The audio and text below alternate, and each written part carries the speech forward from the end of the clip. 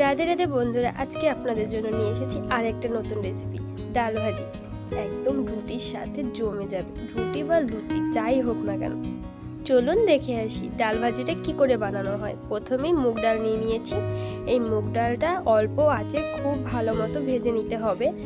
এবার ভাজা হয়ে গেলে পরিমাণ মতো জল দিয়ে দিতে হবে। বেশি জল দেওয়ার দরকার নেই, মুগ ডালটা ফুটে যাওয়ার পরে হালকা কিছু জল থাকলেই হবে। এরপর নুন আর হলুদ দিয়ে ডালটা ফুটিয়ে নিতে হবে। ডালটা কিন্তু বেশি ফোটালে হবে না, ডালটা 70% ফুটে গেলেই হবে।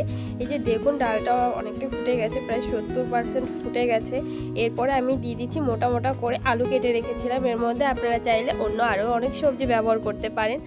এরপরে একটু ঢাকা দিয়ে রেখে দেব আলুটা সিদ্ধ হওয়া পর্যন্ত। এরপরে দেখুন আমার আলুটা কিন্তু সিদ্ধ হয়ে গেছে।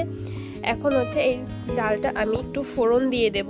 এর জন্য এটা নামিয়ে রেখে এই কড়াইয়ের মধ্যেই আমি দিয়ে দিয়েছি তেল। আর তেলটা গরম হলে দিয়ে দিচ্ছি এর মধ্যে গোটা জিরে, গোটা গরম মশলা আর হচ্ছে আদাটা একটু লাল লাল করে ভেজে নেব। এরপর লাল লাল করে ভাজা হয়ে গেলে এর মধ্যে দিয়ে দেব হচ্ছে জিরে আর ধনে গুঁড়ো, আমি জলে গুলে রেখেছি সেই মশলাটাই আমি এর মধ্যে দিয়ে দিচ্ছি। এরপর এর মধ্যে দিয়ে দিচ্ছি লাল লঙ্কার গুঁড়ো। এরপর একটু নাড়িয়ে চাড়িয়ে নিচ্ছি। এবার মশলাটা থেকে তেলটা ছেড়ে আসলে এই মশলার মধ্যে আমি ডাল ভাজিটা দিয়ে দেব, দিয়ে একটু নাড়িয়ে চাড়িয়ে নিচ্ছি। এরপর আমি আর কিছুক্ষণ জ্বালিয়ে নিচ্ছি। এরপর আমি দিয়ে দিয়েছি হিং আর হচ্ছে কিছুটা পরিমাণে গরম মশলা। এরপর আমি একটু নাড়িয়ে চাড়িয়ে নিলেই কিন্তু আমার রান্নাটা একদম রেডি। যদি এরকম নতুন নতুন রেসিপি আপনারা আরও পেতে চান তবে আমার চ্যানেলটিকে সাবস্ক্রাইব করে দেবেন, লাইক কমেন্ট করে পাশে থাকবেন। ভালো থাকবেন বন্ধুরা, টাটা।